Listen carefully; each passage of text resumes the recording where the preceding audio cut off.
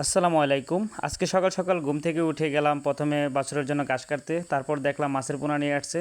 তো মাছের পোনা আজকে যে তেলাপি মাছের পোনা নিয়ে আসছে, কিন্তু তেলাপি মাছের পোনা অন্য দিনের তুলনায় আজকে অনেক দাম বলতেছে, সেজন্য আর কেনা হয় নাই।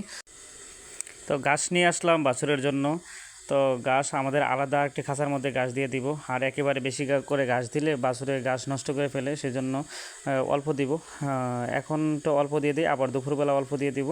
তো আলহামদুলিল্লাহ, দেখতে দেখতে আমার বাছুরটি আলহামদুলিল্লাহ অনেক ভালো হয়ে যাচ্ছে, অনেক সুন্দর দেখাইতেছে।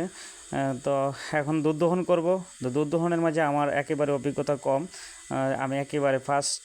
আর আমার এই বাচ্চাটা হওয়ার পরে আমি নিজে নিজেই দুধ দহন করি। দুধ দহন করার জন্য কোনো মানুষ নাই আমার বাড়িতে। আমার আম্মু আছে, আমার আম্মু অসুস্থ, সেজন্য উনি দুধ দহন করতে পারে না, সেজন্য আমারই করতে হয়। আর আশেপাশের মানুষরে বললে হয়তো প্রতিদিন দুধ দহন করে দিতে পারবে না, সেজন্য আমি ট্রাই করতেছি। আলহামদুলিল্লাহ, আস্তে আস্তে আমি শিখে ফেলতেছি। তো জানি না কীরকম হয়, আপনারা অবশ্যই কমেন্ট করবেন যে আমার দুধ দহন করার পদ্ধতি কীরকম হইতেছে কিনা। তাই যাই হোক, যেমনই হোক, এরপরে তো নিজের নিজের কাজ নিজে করতে হবে, মানুষ দিয়ে করানো যায় না।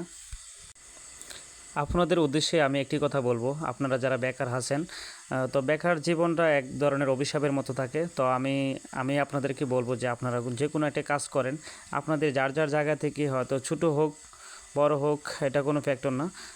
আপনারা কাজে লেগে পড়েন, যে কোনো কাজ করেন। আসলে কাজ করার মাঝে অনেক আনন্দ পাওয়া যায়।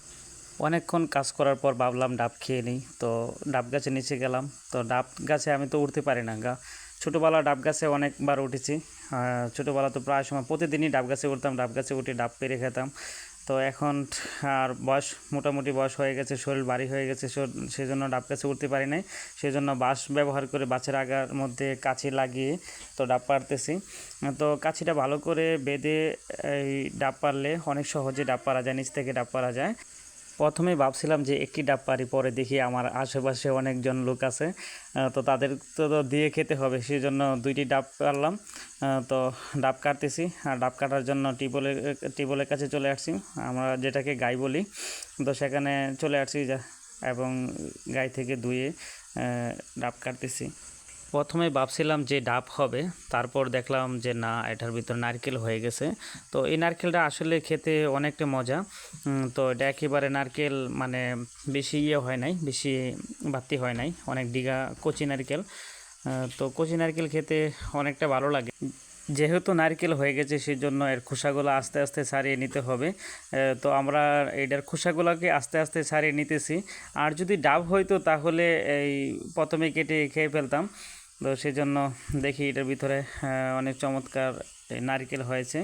তো সেই জন্য আমরা প্রথমে নারকেলের পানিটা খাবো। তো পানিটা অনেক সুস্বাদু, আলহামদুলিল্লাহ। পানিটা খেয়ে অনেক তৃপ্তি পেলাম। তো এখন এটা ভাঙবো, দেখি এটার ভিতরে নারকেলটা কীরকম হয়েছে, কচি কিনা। আর যদি কচি হয় তাহলে আলহামদুলিল্লাহ অনেক ভালো হবে। যেহেতু নারকেলটা অনেক কচি, সেজন্য প্রথমে দা দিয়ে এটাকে তুলে ফেলবো। নারকেল যদি কচি হয় তাহলে আমি এভাবেই দা দিয়ে এই নারকেলটা তুলে ফেলি, তুলে তারপরে খাই। আর আমার আশেপাশে যেহেতু মানুষজন আছে, তো ক্যামেরার অপোজিটে আছে, তো তাদেরকে দিয়ে দিব। আমার বাগনিও এখানে আছে, সেও অপেক্ষা করতেছে, নারকেল খাবে। তো নারকেলটা প্রথমে করে নিই, ছাড়াই নেই, তারপর দিয়ে দিব। সে অনেকক্ষণ ধরে অপেক্ষা করতেছে, এবং একটু পরিশেষে সে আমার সাথে অনেক রাগ করে চলে গেছে। আপনারা দেখতে পাচ্ছেন, প্রথমে সে রাগ করে চলে গেছে, তারপরে তার রাগ ভাঙাইলাম, রাগ ভাঙাইয়া যাই হোক তারা আবার দিলাম, তারা খাওয়াবার চেষ্টা করলাম, পরে দেখি তার রাগ চলে গেছে। তো আজকে এই পর্যন্তই, আর ধন্যবাদ, আপনারা ভালো, আল্লাহ হাফিজ।